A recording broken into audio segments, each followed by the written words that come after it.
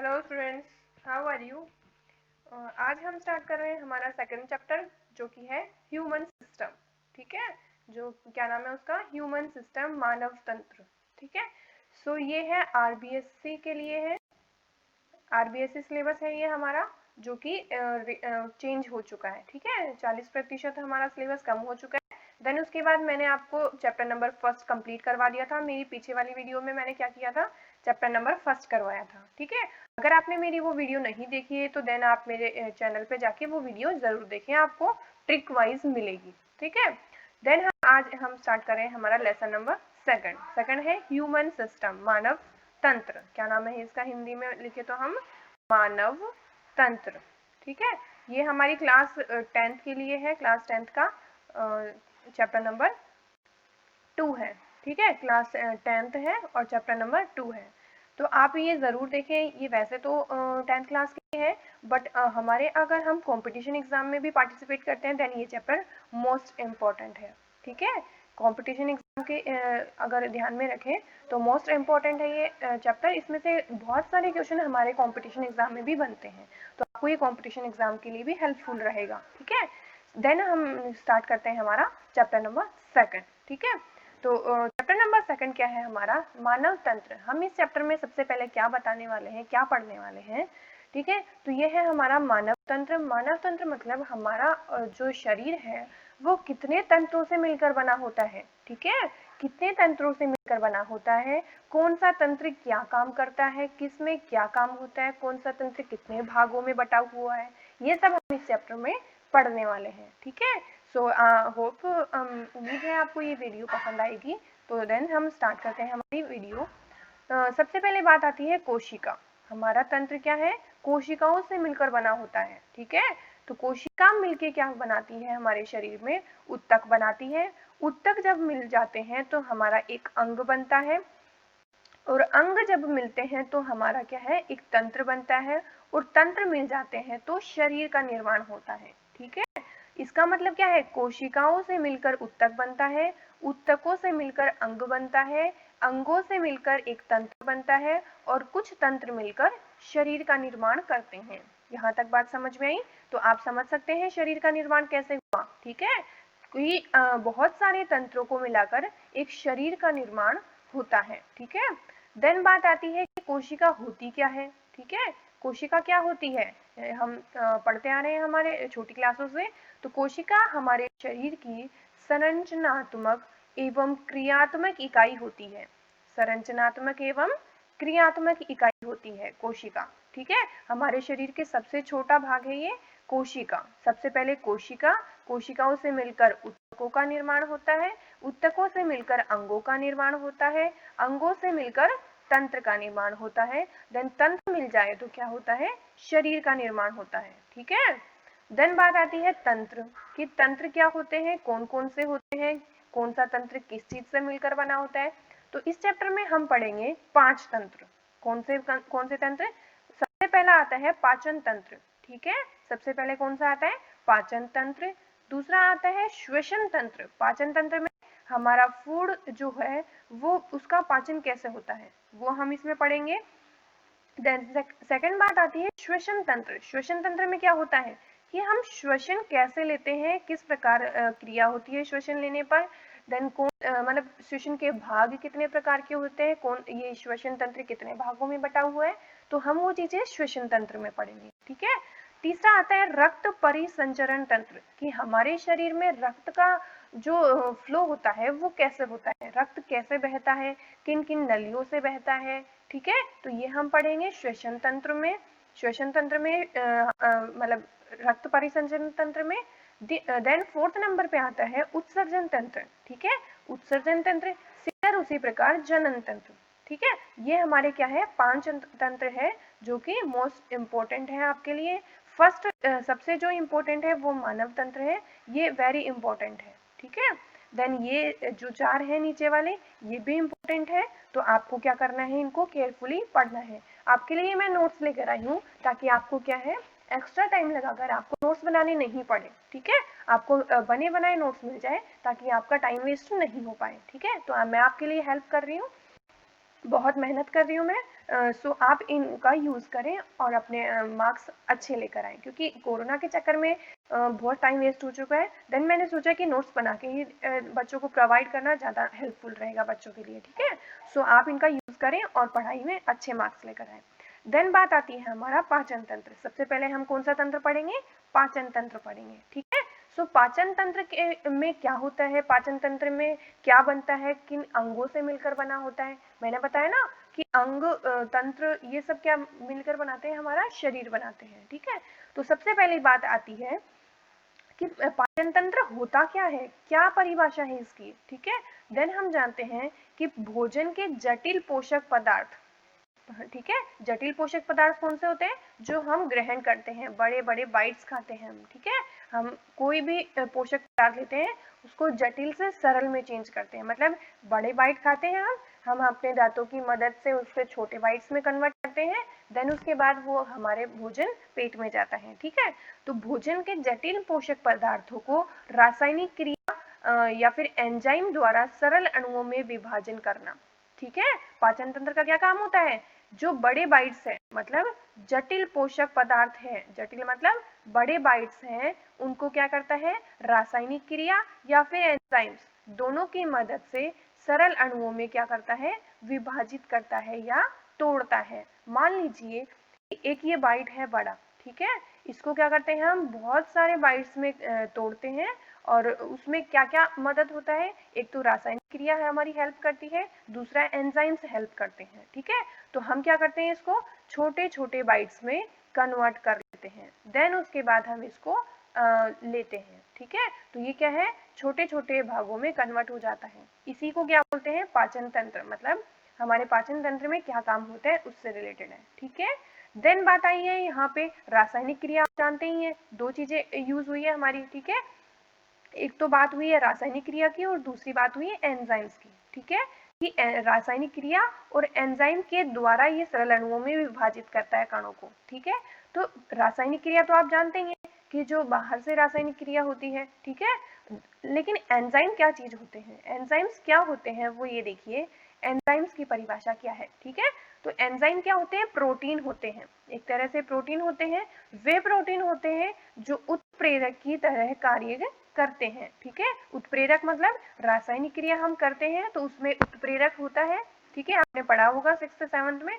Then उत्प्रेरक की तरह कार्य करता है तथा जैव रासायनिक क्रियाओं को संपन्न करने में मदद करता है, ठीक है। जैव रासायनिक क्रियाओं को संपन्न करने में मदद करता है, उसको क्या बोलते हैं? एंजाइम्स बोलते हैं, ठीक है।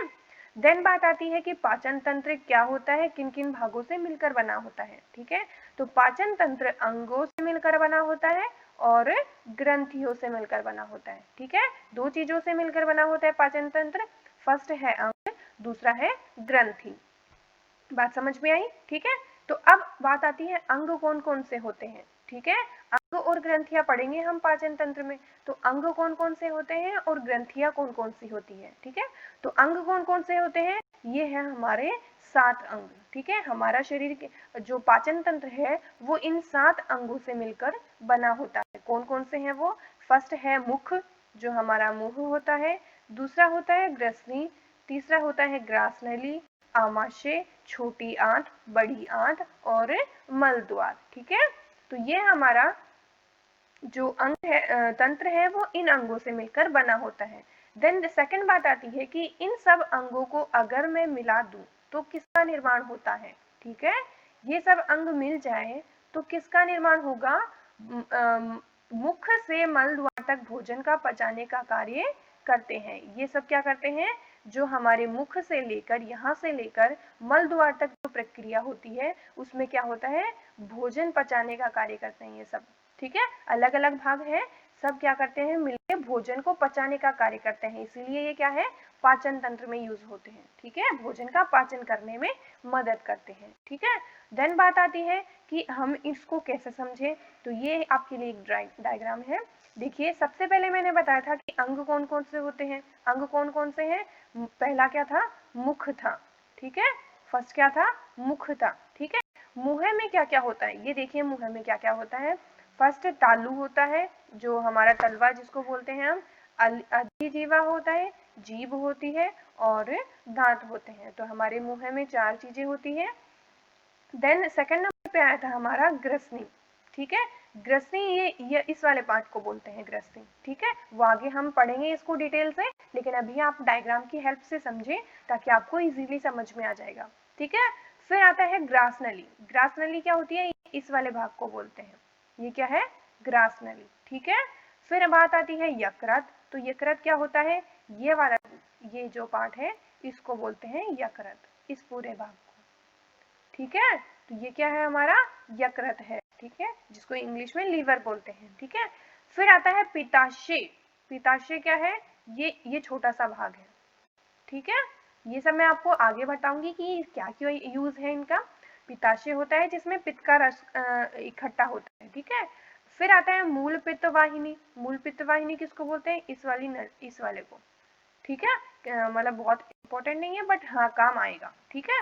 तो ये है पित्त वाहिनी। फिर बात आती है आमाशय। क्या होता है? स्टोमच क्या होता है? इंग्लिश में इसको बोलते हैं स्टोमच। तो ये जो ये वाला भाग है, ये वाला भाग है, इसको बोलते हैं स्टोमच, आमाशय, ठीक है। इतने भाग को, इस भाग को बोलते हैं। देखिए मैं आपको अंडरलाइन करके बताती हूँ किस भाग को बोलते हैं। स्टोमच किस भाग को बोलते हैं? यहाँ से ये शुरू है और यहाँ तक है ये, इतने भाग को क्या बोलते हैं हम? स्टोमच बोलते हैं, आमाशय बोलते हैं, ठीक है। देन बात आती है अग्नाशय। अग्नाशय किसको बोलते हैं? जो ये आमाशय के और ये नीचे वाला, ये वाला हिस्सा, इसको बोलते हैं। यहाँ पर है ये, ठीक है। आपको समझ में आ रहा है? मैं क्या इरेज करके दूसरा कलर लेती हूँ, जैसे मैं ब्लू लेती हूँ, ठीक है।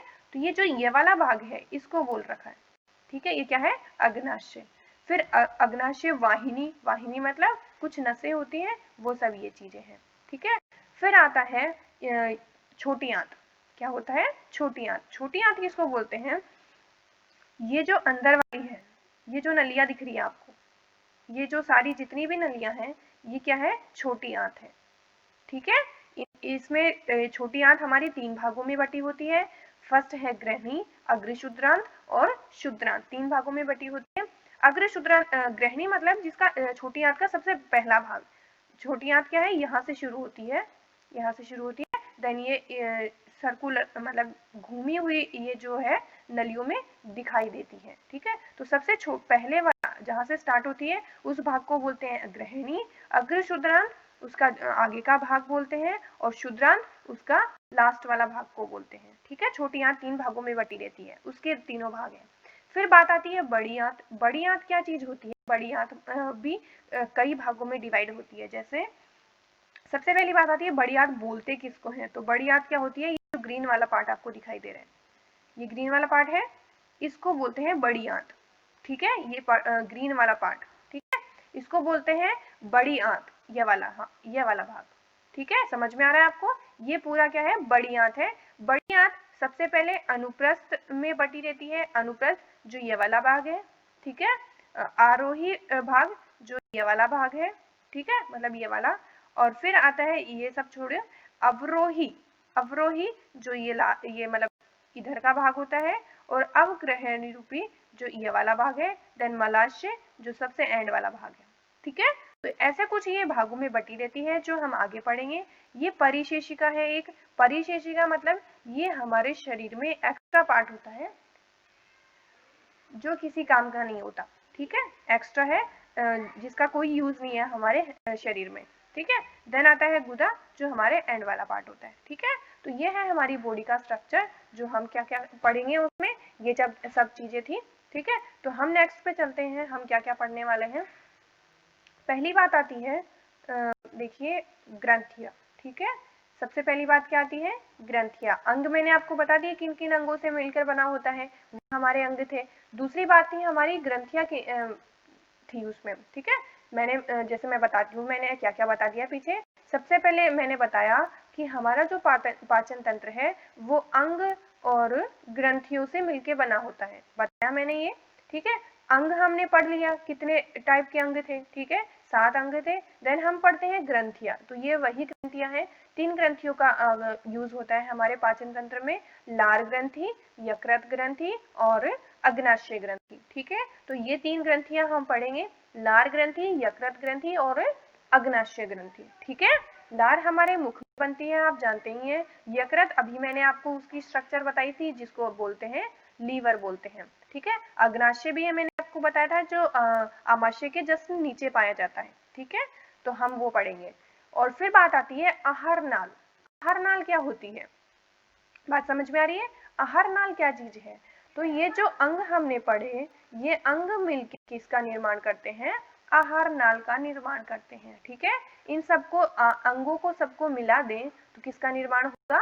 आहार नाल का निर्माण होगा। और इसकी लंबाई कितनी होती है? 8 से 10 मीटर लंबी होती है ये आहार नाल। ठीक है, जो हमारे मुख से लेके जो नीचे तक का पूरा भाग था, उस पूरे भाग को ये पूरी क्या होती है? 8 से 10 मीटर लंबी होती है। ठीक है, इसको आहार नाल कहा जाता है। देन बात आती है आहार नाल काम क्या करता है। ठीक है, कार्य भी पता होना चाहिए कि क्या काम करता है। तो भोजन का पचाने का काम करता है, क्योंकि हमने इसको पाचन तंत्र में इंक्लूड किया है। तो भोजन पचाने का कार्य करेगा, अवशोषित करने का कार्य करेगा, कुछ चीजों को अवशोषित भी तो करेगा। और देन आता है अपशिष्ट पदार्थों को मलद्वार तक ले जाने का काम भी कौन करता है? आहार नाल करता है। ठीक है, अपशिष्ट पदार्थ किसको बोलते हैं? जो भोजन का पाचन हमारे शरीर में नहीं हुआ है। ठीक है, तो भोजन का पाचन हो गया, उसको बोलेंगे अवशोषित। और नहीं हुआ मतलब जो एक्स्ट्रा जो मतलब फूड है जो हमारे शरीर ने नहीं एक्सेप्ट किया, उसको बोलेंगे अपशिष्ट पदार्थ। ठीक है, तो उसको मल द्वार तक ले जाने का कार्य कौन करता है? आहार नाल करता है। बात समझ में आई यहाँ तक? ठीक है, फिर बात आती है कि हम अंग स्टार्ट करेंगे। अब हम क्या पढ़ने वाले हैं? अंग। अंग में पहला पॉइंट था हमारा मुख। देखिए, ठीक है, तो अंग में पहला भाग था, हम पढ़ेंगे मुख से स्टार्ट करते हैं कि हमारे मुख से हम भोजन का पाचन कैसे करते हैं, भोजन कहाँ से जाता हुआ कहाँ तक जाता है, कहाँ क्या काम करता है, कहाँ पचने का काम करता है, कहाँ उसमें अवशोषित होते हैं कुछ तत्व। ठीक है, वो सब हम इसमें पढ़ेंगे। तो अंगों को स्टार्ट करती हूँ मैं, देन उसके बाद हम क्या पढ़ेंगे? ग्रंथियां। ठीक है, हमने पढ़ा अंग और ग्रंथियों से मिलकर बना है हमारा पाचन तंत्र। तो हम सबसे पहले अंग पढ़ेंगे, देन उसके बाद ग्रंथियां पढ़ेंगे। तो सबसे पहला अंग मैंने आपको बताया मुख होता है। मुख कितने भागों में बटा होता है? हम जानते हैं मुख में हमारे होठ होता है, तालू होता है, मसूड़े होते हैं, जीभ होता है और दांत होते हैं। तो हमारा मुख क्या है? 5 चीजों से मिलकर बना होता है। अब होठ तो आप जानते ही हैं, होठ दिखते हैं हमारे बाहर। तालू भी हम जानते हैं, ऊपर वाले ये तलवा जिसको बोलते हैं। ठीक है, मसूड़े हमारे होते हैं, जीभ हमारी एक होती है, दांत हमारे कई प्रकार के होते हैं। ठीक है, इसलिए हमने क्या किया? दांतों को डिवाइड कर दिया। दांतों को 4 भागों में डिवाइड किया। पहला कृदंक, दूसरा रदनक, तीसरा अग्रचर्वणक और चौथा चर्वणक। ठीक है, बात समझ में आई? कृदंक किसको बोलते हैं? कृदंक जो हमारे 4 दांत होते हैं। ठीक है, जो सिर्फ काटने का कार्य करते हैं। ठीक है, रदनक 2+2 यानी 2+2 दांत होते हैं साइड वाले, जो काटने और चीरने का काम करते हैं। अग्रचर्वणक भी 4 होते हैं, जो पीसने का कार्य करते हैं। मतलब जो छोटे, हमने क्या किया? सबसे पहले आगे वाले जो 4 दांत हैं, ऊपर के 2 नीचे के 2 ऐसे। ठीक है, 4 दांत। ठीक है, तो ये सब क्या करते हैं? काटते हैं। पहले हम फूड को क्या करते हैं, जैसे कोई साबुत फ्रूट खाते हैं हम, मान लीजिए अमरूद खाते हैं, सेब खाते हैं, ये सब चीजें खाते हैं, केला खाते हैं, ये सब चीजें खाते हैं। तो हम क्या करते हैं? पहले आगे वाले दांतों से काटते हैं उस फूड को, तो वो आगे वाले दांत काटने का काम करते हैं। फिर उससे आगे वाले मतलब साइड वाले जो दांत हैं, वो चीरने काटने का काम करते हैं। फिर उससे जो आगे वाले 4 दांत है, वो पीसने का, हमने खा तो लिया मोटा बाइट, लेकिन उसको पीसने का भी जो काम करना है, तो सीधा थोड़ी अटक जाएंगे, तो उसको पीसने का काम करते हैं ये अग्रचर्वणक दांत। और चर्वणक होते हैं जो बारीक पीसने का काम करते हैं। लास्ट जो 6 हमारे दांत होते हैं। बात समझ में आई? ठीक है, तो इस प्रकार हम क्या करते हैं? इन सब दांतों का यूज करते हैं। आपको ये काटने चीरने फाड़ने का 4+4 ये बहुत रटना नहीं है, क्योंकि बहुत ज्यादा इंपॉर्टेंट नहीं है। बस आप दांतों का नाम याद रखें, कृतंक, रदनक, अग्रचर्वणक और चर्वणक। ठीक है, देन हम चलते हैं हमारे नेक्स्ट पे। मुख हमने पढ़ लिया है, होठ से मिलकर बना होता है, तालू से मिलकर बना होता है, मसूड़े, जीभ, दांत, और दांत 4 प्रकार के होते हैं। यहाँ तक पढ़ लिया हमने। देन हम पढ़ते हैं हमारी लार ग्रंथियां। ठीक है, मैंने अभी बताया आपको, लार ग्रंथियां हमारे मुख में निर्माण होता है। ठीक है, जो मैंने बताया अंग प्लस ग्रंथियां, ग्रंथियां वो उसी में से है, बट थोड़े ये अलग है। ये जो लार ग्रंथि है वो हमारे सिर्फ मुख में बनती है और कहीं यूज नहीं होती, ठीक है। मुख हम पढ़ रहे हैं, मुख में लार ग्रंथियां जो बनती है, लार ग्रंथि क्या होती है, लार जिसको हम बोलते हैं लार, वही लार ग्रंथि है ये, जो हमारे भोजन को मिक्स करने की यूज होती है, ठीक है। तो उसी को लार हम जो जिसको बोलते हैं वही हमारी लार ग्रंथि है ये, ठीक है। तो लार ग्रंथि को हमने क्या किया, 3 भागों में बांटा, कर्णपुंड, अधोजंब और अधोजीवा, ठीक है।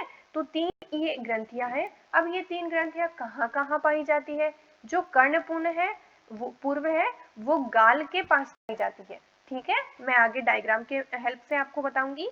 कर्ण पूर्व क्या होती है, गाल के पास पाई जाती है। अधोजंब गले के पास में पाई जाती है। आप उसमें अभी जो मैंने डायग्राम दिखाया था उसकी मदद से आप देख सकते हैं, उसमें लिखा हुआ है सब कुछ, ठीक है।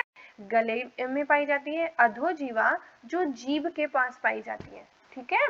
तो ये 3 ग्रंथियां होती है हमारे मुख में जो लार ग्रंथि का निर्माण करती है, ठीक है। तो ये आहार नाल का भाग नहीं होती है, लेकिन उनमें मदद करने का काम आती है। बात समझ में आई?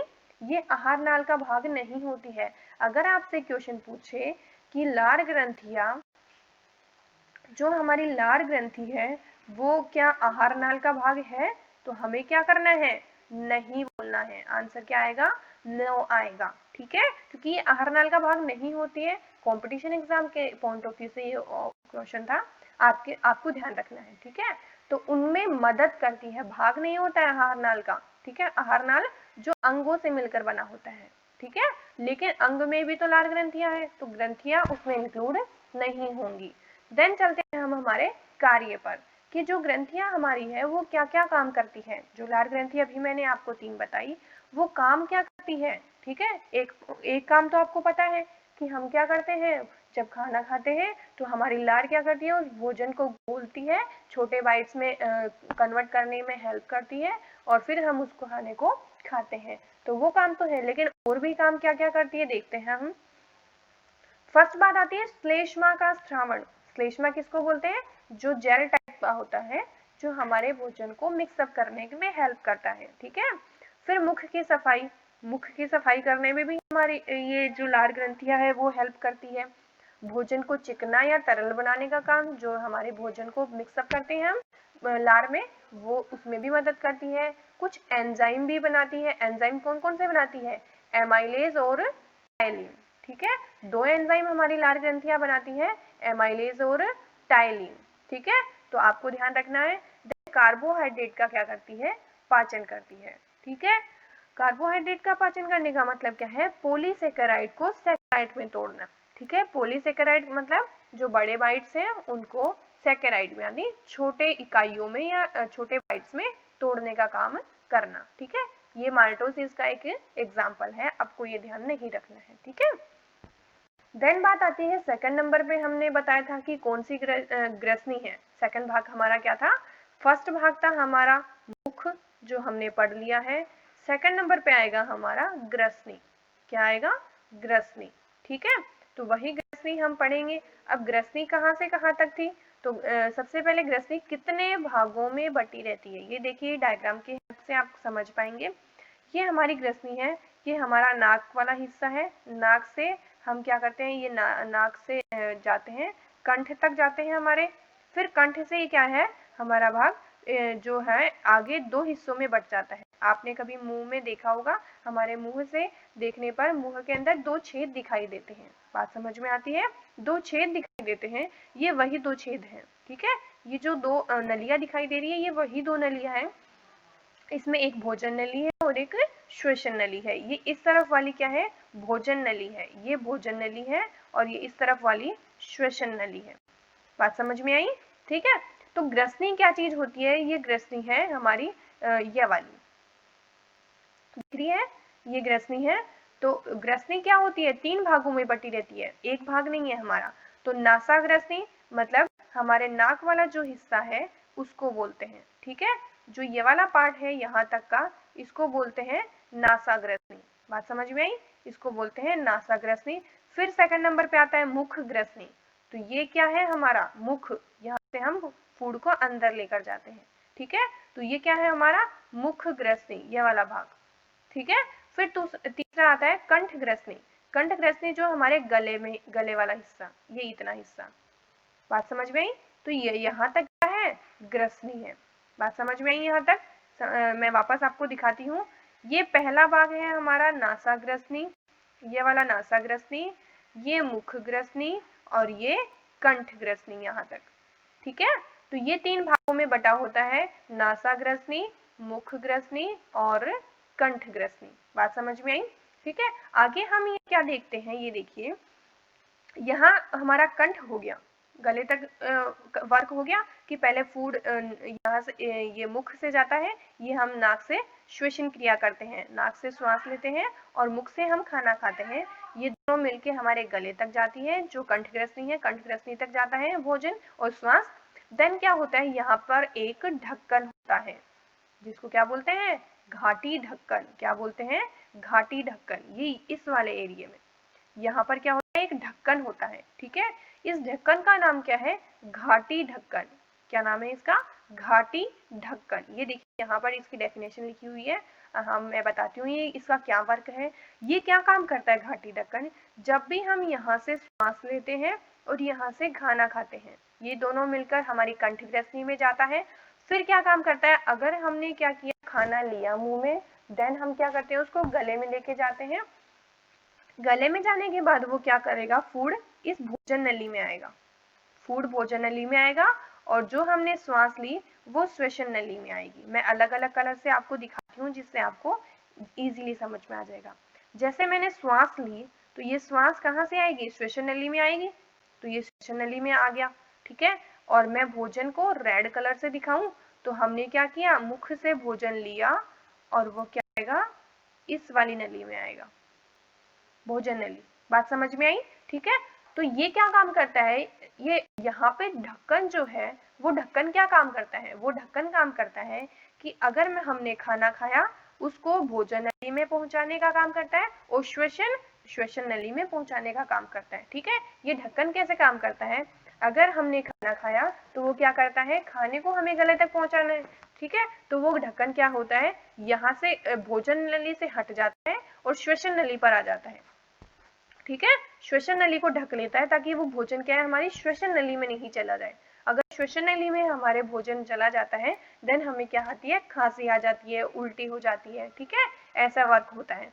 तो क्या होता है, जो श्वसन है वो श्वसन नली में ही जाना चाहिए और भोजन है वो भोजन नली में ही जाना चाहिए। ये वर्क कौन करता है, हमारा घाटी ढक्कन ये वर्क करता है। ठीक है, भोजन को भोजन नली में ले जाने का कार्य और श्वसन को श्वसन नली में ले जाने का कार्य कौन करता है, घाटी ढक्कन करता है। ठीक है, बात समझ में आई यहाँ तक कैसे वर्क होता है। भोजन क्या करता है, हमारे मुख से जाता है और भोजन नली में चला जाता है और श्वसन हमारा श्वसन नली में चला जाता है। यहाँ तक समझ में आई।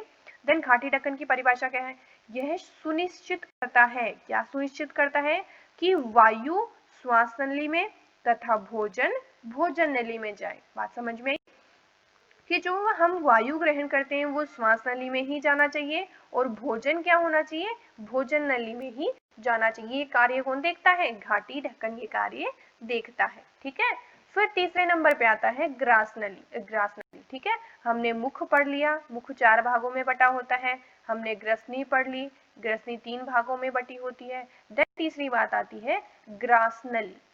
बात समझ में आई, तीसरी कौन सी है, ग्रास नली। ग्रास नली क्या काम करती है, ये देखिए यहाँ पे ये कंठ ग्रसनी था।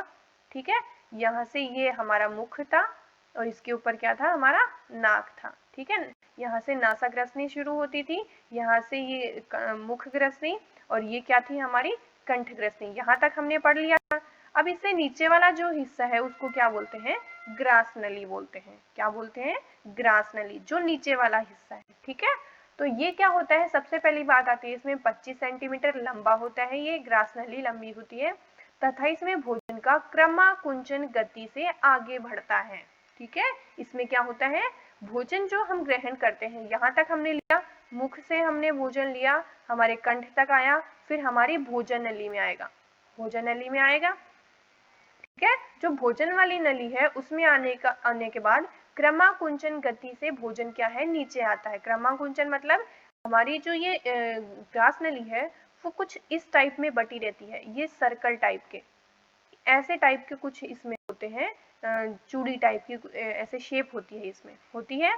तो इसको क्या बोलते हैं, ये क्यों होती है, हमारे जो गले में आपने देखी होगी, मतलब बाहर से कही होगी, जैसे पतले लोग होते हैं उनके दिखाई देती है ये सर्कल, ठीक है। ये सर्कल टाइप की क्या काम करती है, हमारे हम जो भोजन ग्रहण करते हैं उसको नीचे ले जाने का कार्य करती है। जैसे भोजन यहाँ पर है तो ये क्या होगा, यहाँ से चौड़ा हो जाएगा और फिर नीचे आएगा, ठीक है। तो ये भोजन को नीचे ले जाने में हेल्प करती है।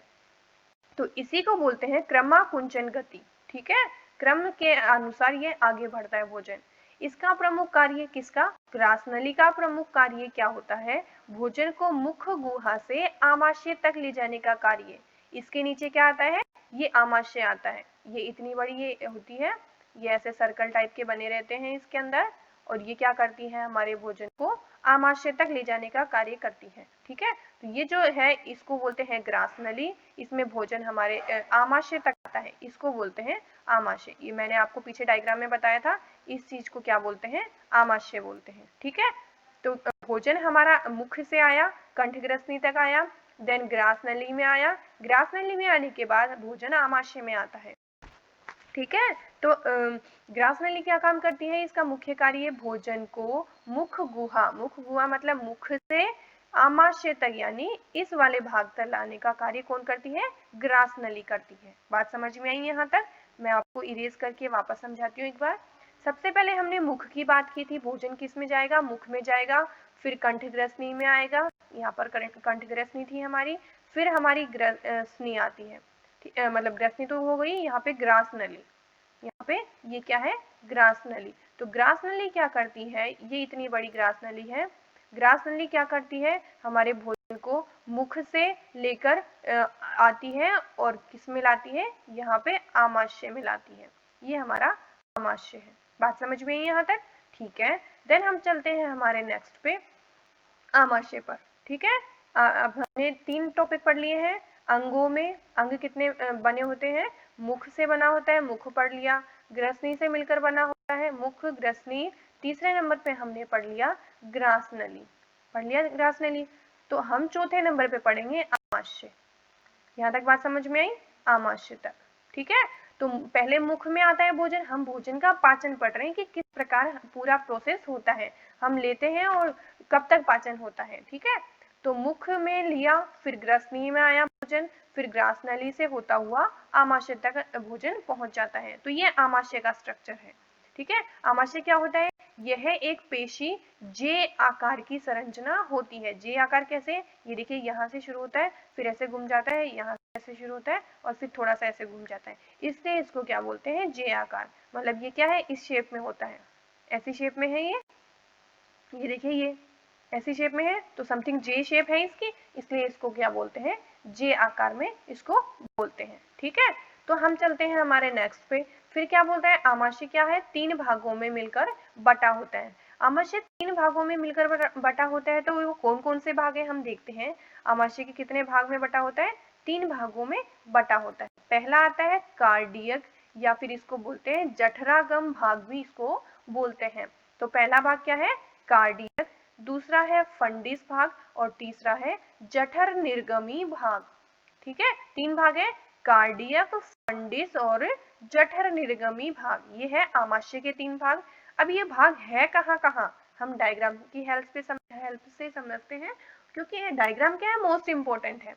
आपको अगर कुछ भी पढ़ना है तो साथ साथ में आप डायग्राम को देखते हुए साथ में चलना है, ठीक है। डायग्राम को आप देखते हुए चलेंगे तो आपके दिमाग में क्या है, उसका डायग्राम बनेगा कि हाँ ये फूड पहले मुख से जाता है, फिर ग्रसनी में जाता है, ग्रसनी से वो लंबी सी नली ग्रासनली में जाता है, ग्रासनली के नीचे आपके आमाशय आता है, तो आमाशय में आ जाता है। फिर आमाशय में 3 भागों में होता है। 3 भाग कौन कौन से होते हैं, कार्डियक होता है, फंडिस होता है, जठर निर्गमी होता है, ऐसे कुछ 3 भागों में ये ऐसे हम इमेजिन करके बनाएंगे, तो हमारी क्या है, वो प्रोसेस हर टाइम याद रहेगा, हमें वापस रिवीजन करने की भी जरूरत नहीं पड़ती है, ठीक है। तो इसलिए क्या है, डायग्राम इट्स मोस्ट इम्पोर्टेंट, ठीक है।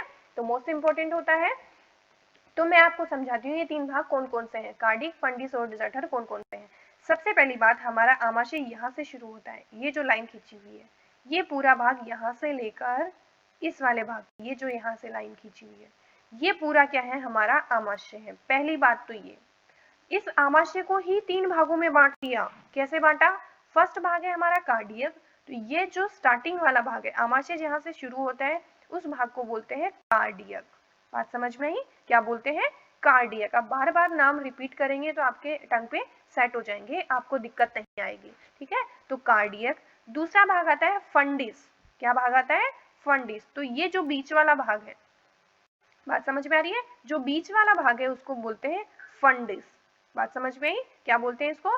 फंडिस। और तीसरा जठर निर्गमी भाग। जठर निर्गमी आमाशय का सबसे लास्ट वाला भाग, ठीक है, इसको क्या बोलेंगे? जठर निर्गमी भाग। ये देखिए, ठीक है, जठर निर्गमी। पहला कार्डियक शुरू वाला भाग, बीच वाले भाग को, आमाशय के बीच वाले भाग को क्या बोलते हैं? फंडिस। देन थर्ड नंबर पे आता है लास्ट वाला जठर निर्गमी भाग। बात समझ में आई? ठीक है, यहाँ तक हमारी बात हुई। 3 भागों में आमाशय को बांटा गया है। अब क्या होता है, इसमें कुछ पेशियां भी होती है। क्या होती है? पेशियां भी होती है। पेशियां क्या होती है? पेशियां एक तरह से क्या होती है कि रोकना, और मतलब एक तरह से दरवाजा समझो आप। क्या समझो? दरवाजा, ठीक है।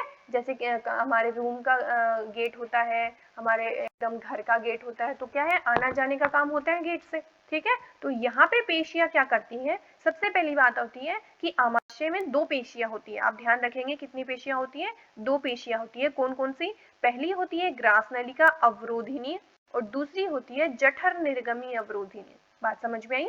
पहली क्या है? ग्रास नलिका, और दूसरी जठर निर्गमी। अब ये कहाँ कहाँ प्रेजेंट होती है हम जाने तो पहले हम जानते हैं ग्रास नलिका अवरोधिनी। ग्रास नलिका क्या होती है? ये वाली पेशी, जो ये वाला गेट है जहां से शुरू होता है आमाशय, उसकी क्या है, एक समझो आप गेट है, ठीक है। उस गेट का नाम है ग्रास नलिका अवरोधिनी, ठीक है। यहाँ पर एक नलिका है, पेशिया है, और देन एक लास्ट वाले भाग पर पेशी है, उसको बोलते हैं जठर निर्गमी अवरोधिनी, ठीक है। लास्ट वाले भाग को जठर निर्गमी भाग बोलते हैं, और उसके नीचे एक पेशी होती है, उसको क्या बोलते हैं? जठर निर्गमी पेशी, या फिर जठर निर्गमी अवरोधिनी। अवरोधिनी मतलब जो रोक लगाती है, ठीक है। इस तरफ से एक मतलब एक समझें गेट, ठीक है। देन बात आती है कि पेशियां हो गई।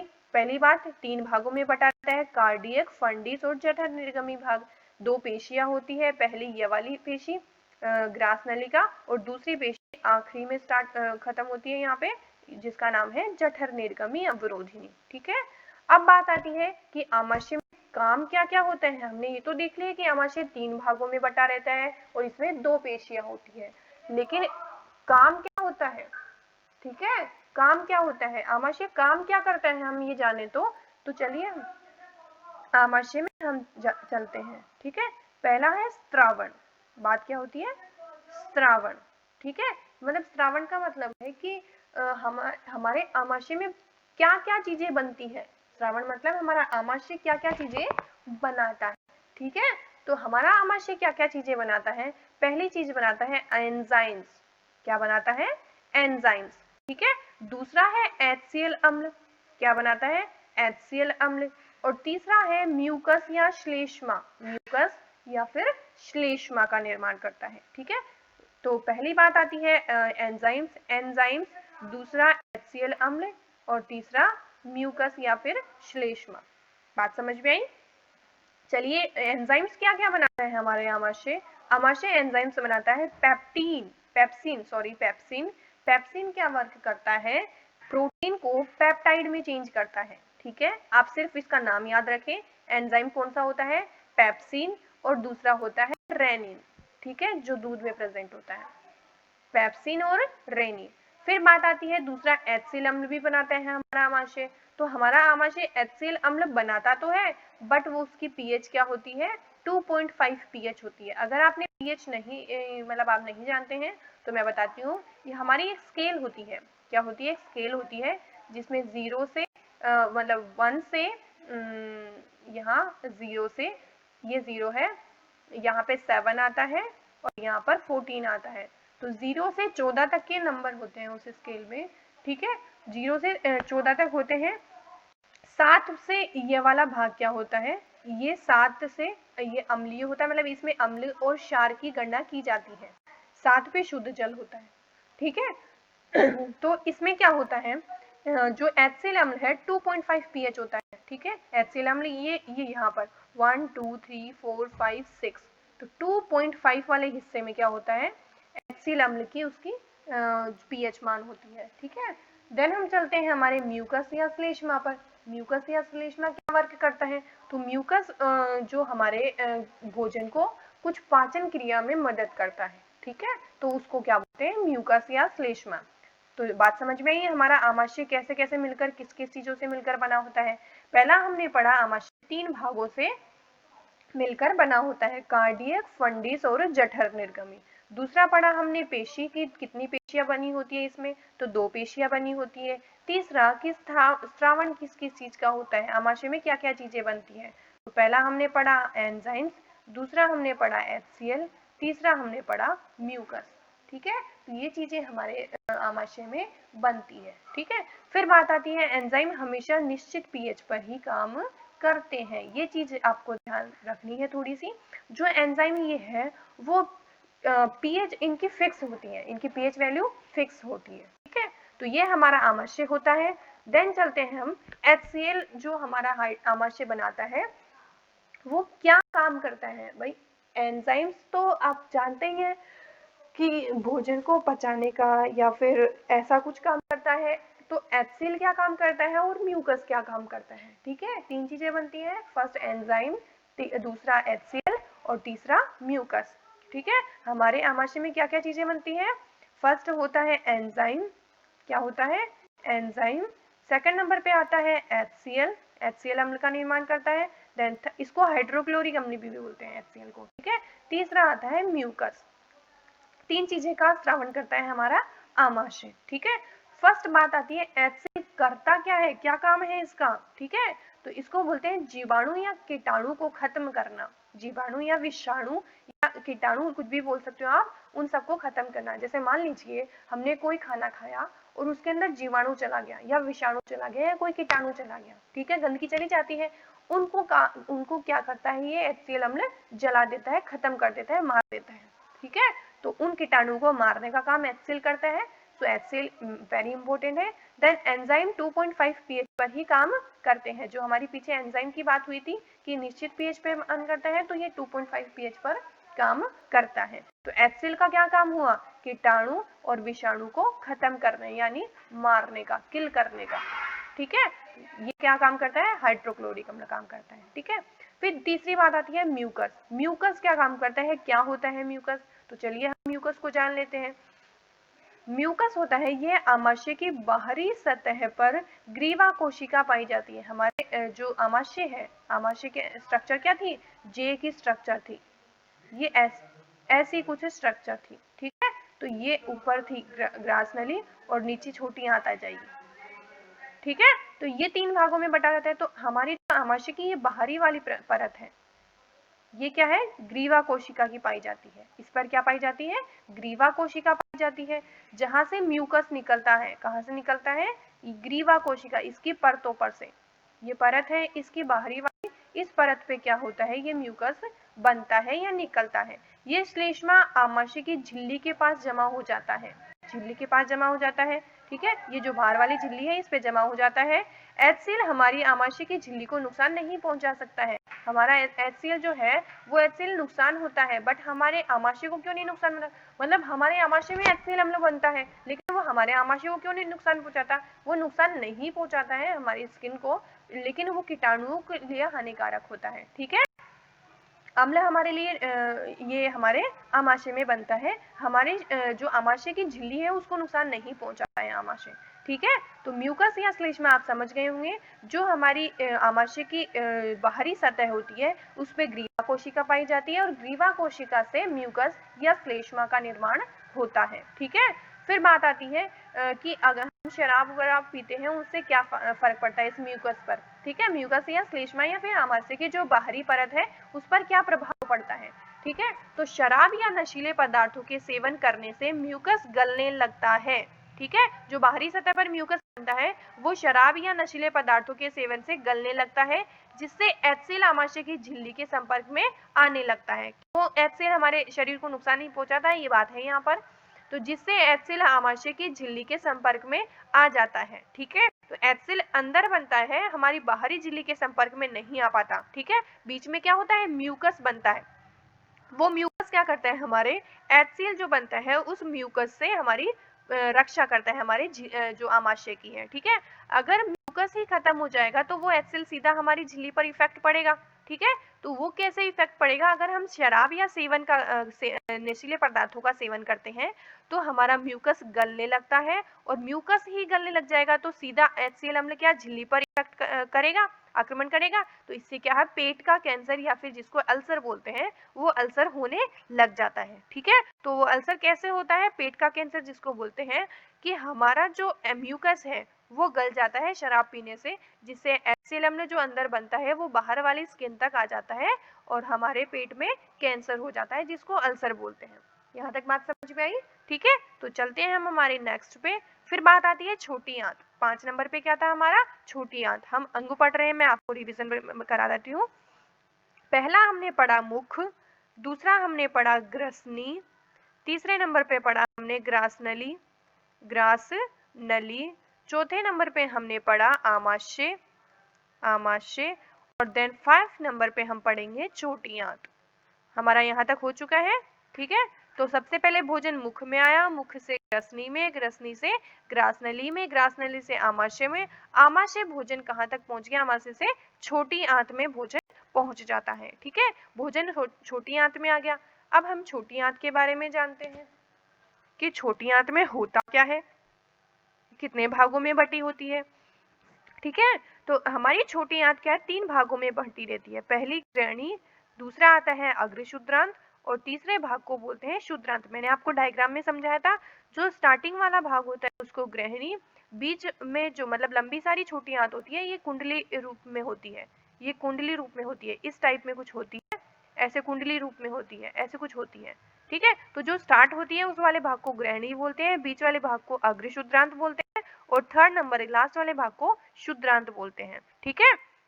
तो इस टाइप में होती है। तो पहले भाग को ग्रहणी, दूसरा अग्र शुद्रांत और तीसरा शुद्रांत, ठीक है।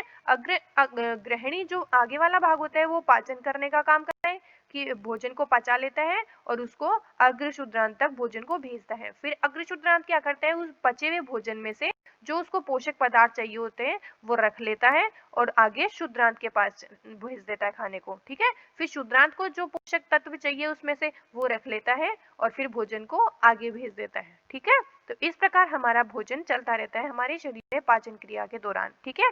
तो छोटी आंत में क्या होता है, अग्र शुद्रांत जो हमारा सेकंड वाला भाग है, आंत्र कोशिका पाई जाती है। अग्र शुद्रांत में क्या पाई जाती है, आंत्र कोशिका। क्वेश्चन छोटे क्वेश्चन बन जाते हैं, उस पॉइंट ऑफ व्यू से ही लाइन है, ठीक है। तो ये हमारा भाग हुआ छोटी आंत। अब छोटी आंत के नीचे मैंने आपको बताया था कि ये हमारा आमाशय होता है, ये क्या होता है, हमारा आमाशय होता है, ठीक है। आमाशय ये यहाँ से छोटी आंत शुरू हो जाती है। फिर छोटी आंत क्या होती है, कुंडलित रूप में प्रेजेंट होती है। छोटी आंत क्या होती है, कुंडलित रूप में प्रेजेंट होती है। छोटी आंत क्या करती है, उसके बाद में जो हमारे ये बीच वाला भाग है यहाँ पर क्या होता है, अग्नाशय प्रेजेंट होता है, ठीक है। यहाँ लीवर प्रेजेंट होता है। तो ऐसे कुछ में यहाँ अग्नाशय प्रेजेंट होता है, मैंने आपको डायग्राम में समझाया था, ठीक है। तो वो अग्नाशय काम क्या करता है, बीच में प्रेजेंट होता है, लेकिन करता क्या है, वो छोटी आंत के बाद ही आता है, तो उसको छोटी आंत में ही मानते हैं हम, ठीक है। तो है अलग टॉपिक, बट आपको छोटी आंत के बाद में समझाया है बिकॉज ये उसके बाद आता है, तो समझ में आएगा। तो अग्नाशय क्या चीज होता है, ठीक है। अग्नाशय क्या करता है, 2 चीजों का निर्माण करता है, एक हार्मोन और दूसरा एंजाइम्स, ठीक है। तो हार्मोन्स और एंजाइम्स दोनों चीजों का निर्माण कौन करता है, अग्नाशय करता है। हार्मोन्स कौन कौन से बनाता है, पहला बनाता है इंसुलिन और ग्लूकेगोन। 2 हार्मोन्स बनाता है, कौन कौन से, इंसुलिन और ग्लूकेगोन, ठीक है। ये दोनों हार्मोन्स का निर्माण किसमें होता है, अग्नाशय में। और एंजाइम्स क्या क्या बनाता है अग्नाशय, lipase, first lipase, second amylase और तीसरा ट्रिप्सिन। लाइपेज को L से लिखते हैं, एमाइलेज को A से लिखते हैं और ट्रिप्सिन को T से लिखते हैं। लाइपेज जो एंजाइम है वो वसा का पाचन करता है, एमाइलेज HCl का पाचन करता है और ट्रिप्सिन प्रोटीन का पाचन करता है। बात समझ में आई? किसका पाचन करता है? प्रोटीन का पाचन करता है ट्रिप्सिन टी।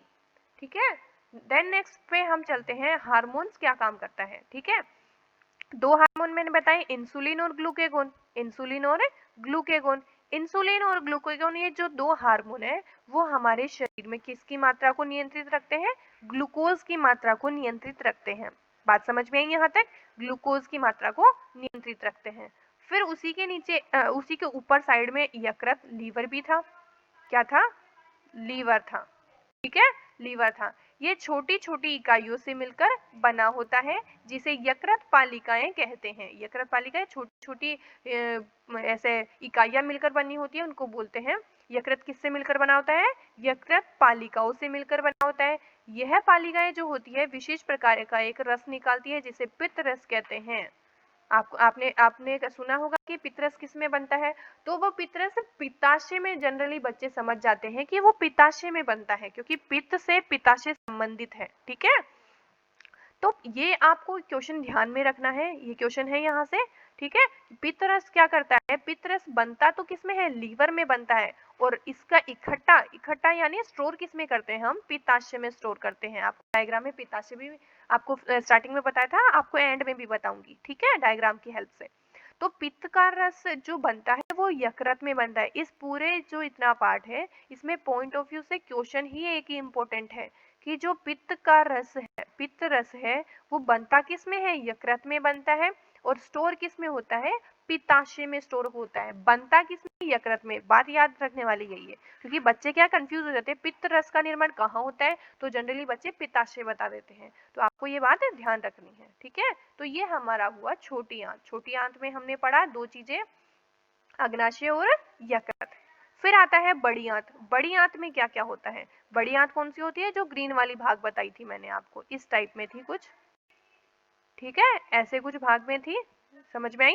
और इसके अंदर क्या थी? छोटी वाली आंत थी। ठीक है, ये छोटी आंत थी और वो यहाँ से निकलती हुई यहाँ पर अग्नाशय में मिल जाती है। ऐसे कुछ भाग था। ठीक है, तो ऐसा कुछ भाग था, तो आप उसमें देखें डायग्राम में, मैं आपको समझाऊंगी। बड़ी आंत का बात करते हैं। बड़ी आंत तीन भागों में बटी होती है, सॉरी। अर्धांत्र, दूसरा है क्रमी रूप, तीसरा है वृहदांत्र। ठीक है, इसको अंधनाल भी बोलते हैं। क्रमी रूप परिशेषिका जो हमारे बड़ी आंत में जो एक्स्ट्रा भाग होता है, ये हमारे पूरे शरीर में जो परिशेषिका, क्रमी परिशेषिका है, ये कोई भी काम नहीं आता है। ठीक है, ये भाग ऐसा है जो कोई काम नहीं करता है हमारे शरीर में।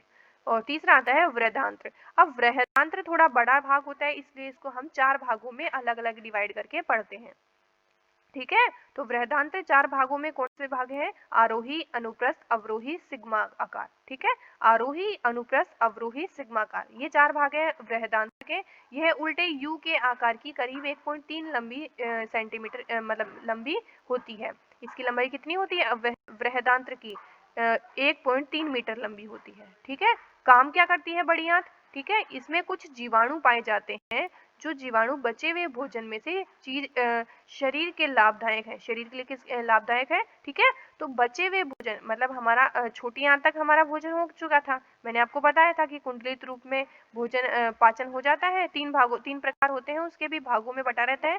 देन बड़ी आंत में ये क्या काम करता है कि जो बचा हुआ भोजन आता है उसमें से कुछ कुछ पोषक तत्व बचे रहते हैं, तो जो बड़ी आंत को सही लगते हैं वो पोषक तत्व बड़ी आंत रख लेती है और बाकी उसको क्या करती है? नीचे वाले भाग में भेज देती है। तो उसको किण्वन क्रिया द्वारा गलाकर अवशोषित कर लेती है जो बड़ी आंत होती है, और रक्त को दे देती है। अवशोषित पोषक पदार्थ जो मिलते हैं उसको क्या करती है? रक्त को दे देती है। ठीक है, फिर बात आती है हमारा डायग्राम। तो डायग्राम देखिए, जैसे ये मुंह है, यहाँ से ये नाक है हमारी, यहाँ ये कंठ ग्रसनी थी, ये तीनों भाग किसके थे? ये ग्रसनी के भाग थे। ठीक है, फिर बात आती है ग्रास नली। तो ये वाला भाग ग्रास नली है। सबसे पहले हमारा भोजन किस में आता है? मुख से ग्रसनी में आता है, फिर ग्रास नली उसको किस में लेके आती है? आमाशय में लेके आती है। ये आमाशय है। ठीक है, ये आमाशय है, जे के आकार का। आमाशय तीन भागों में बटा रहता है, मैंने आपको बताया। फिर ये वाला भाग क्या होता है? यकृत होता है, और इसके अंदर जो एक स्टोर करने के लिए होता है वो पित्ताशय होता है। मैंने बताया कि पित्त रस का निर्माण किसमें होता है, यकृत में होता है, और स्टोर किसमें होता है, पित्ताशय। तो इस वाले भाग में क्या करता है, पित्त रस स्टोर होता है, बनता इस वाले भाग में लेकिन स्टोर इस वाले भाग में होता है। ठीक है, फिर अग्नाशय तो ये हो गया, वाला भाग हो गया वो आमाशय। ये कौन सा भाग है, आमाशय, ये भाग है आमाशय। आमाशय के बाद में ये छोटी आंत शुरू हो जाती है, ये वाली क्या है, छोटी आंत। ये कुंडलित रूप में है लेकिन मैंने आपको समझाने के लिए इसको सिंपल ये बस एक सीधी रेखा के रूप में समझाया है। ठीक है, बहुत सारी कुंडलित रूप में होती है लेकिन आपको मैंने समझाने के लिए बताया है। ठीक है, तो ये वाला भाग है, तो ये क्या है, 3 भागों में बटी हुई थी, मैंने आपको बताया था। तो पहला भाग ये है, दूसरा भाग ये है यहाँ से लेके यहाँ तक, और तीसरा भाग ये है। समझ में आ रहा है? तो ये 3 भागों में इस प्रकार बटी होती है। तीनों भागों के मैंने नाम पीछे बताए थे, आप उससे देखें। ठीक है, छोटी आंत ये हो गई। अब ये कितनी है, छोटी आंत है। फिर बड़ी आंत यहाँ से स्टार्ट हो जाती है, ये बड़ी आंत है, ये यहाँ से घूम के यहाँ आती है और ये यहाँ तक आती है। ठीक है, ठीक है, तो ये क्या था, बड़ी आंत भी हमारी 4 भागों में बटी हुई थी। ये वाला भाग को अंधनाल बोला गया है, ये अंधनाल है। ये वाला भाग जो क्रमी रूप परिशेषिका था, ये वाला भाग कोई काम नहीं आता हमारे पूरे शरीर में। ये वाला भाग ऐसा है जो कोई भी काम नहीं करता है हमारे भाग में। इस वाले भाग को बोलते हैं वृद्धांत्र। ठीक है, और लास्ट में कुछ और भी है। ठीक है, फिर लास्ट में आता है मलाशय। मलाशय जो हमारा लास्ट वाला भाग है। अंग मैंने आपको बता दी है, अंगों में लास्ट विभाग है। ठीक है, लगभग ये 20 सेंटीमीटर लंबा होता है। इसमें क्या होता है, 2 भाग होते हैं, गुदानाल, एक मलद्वार।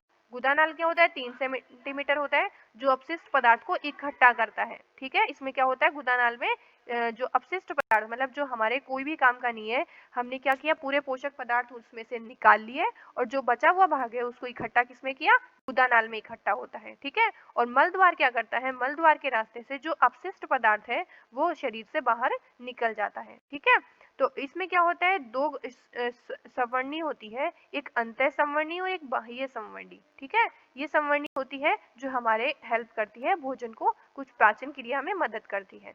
फिर बात आती है घाटी ढक्कन। कुछ मोस्ट चीजें हैं जो आपको ध्यान में रखनी है। घाटी ढक्कन को एपिग्लोटिस बोलते हैं, जो केमिकल जो नेम होता है इसका, रासायनिक जो नाम है उसको क्या बोलते हैं, घाटी ढक्कन को एपिग्लोटिस बोलते हैं। घाटी ढक्कन को क्या बोलते हैं, एपिग्लोटिस। आमाशय में HCl जो अम्ल होता है वो ऑक्सीटिक कोशिका निकालती है। कौन सी कोशिका निकालती है, HCl अम्ल को ऑक्सीटिक कोशिका निकालती है। ठीक है, फिर बात आती है कि आमाशय में भोजन बहुत ज्यादा अम्लीय होता है, क्योंकि क्या होता है इसमें, HCl होता है, HCl बनता है हमारे आमाशय में, तो हमारा भोजन भी क्या हो जाता है, अम्लीय हो जाता है। जैसे वह छोटी आंत में आता है, उसके बाद में क्या आता है, आमाशय से किस में आता है, छोटी आंत में आता है, तो पित्त रस के साथ मिलकर उदासीन हो जाता है। क्योंकि हमारे HCl क्या है, हमारे आमाशय में बनता है, तो हमारा भोजन भी क्या हो जाता है, बहुत अम्लीय हो जाता है। तो वो क्या करता है, छोटी आंत में आने पर, छोटी आंत में आपको पता ही है उससे पहले पित्त रस आता है, तो पित्त रस के साथ मिलकर क्या हो जाता है, वो HCl अम्ल उदासीन हो जाता है। ठीक है, फिर बात आती है पित्त रस, वो क्या होता है, क्षार हो जाता है। ठीक है, यहाँ HCl अम्ल मिला के भोजन क्या होता है, अम्लीय होता है, और पित्त रस क्षारीय होता है। आप जानते ही हैं अम्ल और क्षार को जब हम मिलाते हैं तो दोनों मिलके क्या बन जाते हैं, उदासीन बन जाते हैं। ये उदासीन बन जाता है, इसलिए हमारा भोजन उदासीन बन जाता है छोटी आंत में आकर। बात समझ में आई? तो ये था हमारा आज का पाचन तंत्र। फिर बात आती है कि मैं आपको एक बार वापस जो भी हमने पढ़ा वो मैं आपको रिपीट करवाती हूँ। फर्स्ट हमारा मुंह, हमारा पहला अंग कौन सा था, मुंह था। मुंह में 4 भाग थे, तालु, अली, जीहा मतलब जीभ और दांत। ठीक है, 4 भाग थे। मुंह से भोजन किस में आता है, ग्रसनी में आता है। ग्रसनी क्या करती है, 3 ग्रसनियां होती है। ग्रसनी 3 भागों में बटी होती है, मुख ग्रसनी, नासा ग्रसनी और कंठ ग्रसनी। ठीक है, ये बात समझ में आई? फिर ग्रसनी से क्या होती है, ग्रास नली में आती है। ग्रास नली से भोजन यहाँ पे आता है। ये ग्रास नली क्या करती है, भोजन को आमाशय तक लाने का काम करती है। ये आमाशय है, यहाँ से शुरू हो जाता है हमारा आमाशय। आमाशय में क्या करती है, लाती है। आमाशय हमारे 3 भागों में बटा रहता है, आपको मैंने बताया था। ठीक है, आमाशय के बाद क्या होता है, भोजन किस में आता है, छोटी आंत में आता है। ठीक है, यहाँ पर यकृत है, जिसमें यकृत में क्या होता है, पित्त रस का निर्माण होता है और ये पित्ताशय में इकट्ठा हो जाता है। क्या हो जाता है, पित्त रस इकट्ठा हो जाता है। फिर भोजन क्या होता है, छोटी आंत में आता है, तो इस वाले भाग में वर्क करता है। ये भी कई भागों में मिलकर बटी होती है, 3 भागों में मिलकर बटी होती है। तो यहाँ पे अवशोषित हो जाता है, पोषक तत्व भोजन में से, और वो क्या करते हैं, भोजन को बड़ी आंत में भेज देते हैं। तो ये वाली बड़ी आंत है हमारी। फिर बड़ी आंत भी क्या करती है, पोषक पदार्थों को भोजन में से अवशोषित कर लेती है, और लास्ट में क्या करती है, गुदा नाल में जो अपशिष्ट पदार्थ है वो इकट्ठा हो जाता है, और मल द्वार से हमारा मतलब वो जो अपशिष्ट पदार्थ है वो बाहर निकल जाता है। बात समझ में आई यहाँ तक? तो ये हमारा हुआ पूरा पाचन की प्रक्रिया कि पाचन क्या होता है, कैसे होता है, सबसे पहले कहा जाता है, किन किन भागों में बटा होता है, किन किन भागों में भोजन का पाचन होता है। ठीक है, तो ये हमारी आज की वीडियो है। उम्मीद है आपको ये वीडियो पसंद आई होगी। पूरा पाचन तंत्र इसमें कवर हो चुका है एक ही वीडियो में। ठीक है, तो आप ध्यान से इसको पढ़ें और अपने मार्क्स में अच्छे मार्क्स लेकर आएं। ठीक है, आज के लिए इतना ही काफी है। अगर मेरी वीडियो आपको पसंद आई हो तो प्लीज मेरी वीडियो को लाइक करें, शेयर करें अपने फ्रेंड्स के साथ, और सब्सक्राइब करना ना भूलें मेरे चैनल को, बेल आइकन को प्रेस करें ताकि आपको मेरी वीडियोस नेक्स्ट में आने वाली है उसका नोटिफिकेशन मिलता रहे टाइम से टाइम। ठीक है, तो आज के लिए इतना ही काफी है। मिलते हैं नेक्स्ट क्लास में नेक्स्ट तंत्र के साथ। ठीक है, आज पाचन तंत्र हो गया है, नेक्स्ट हम श्वसन तंत्र को करेंगे। तो नेक्स्ट वीडियो हमारी श्वसन तंत्र की आएगी। ठीक है, तो नेक्स्ट वीडियो में मिलते हैं। आज के लिए bye bye, have a nice day.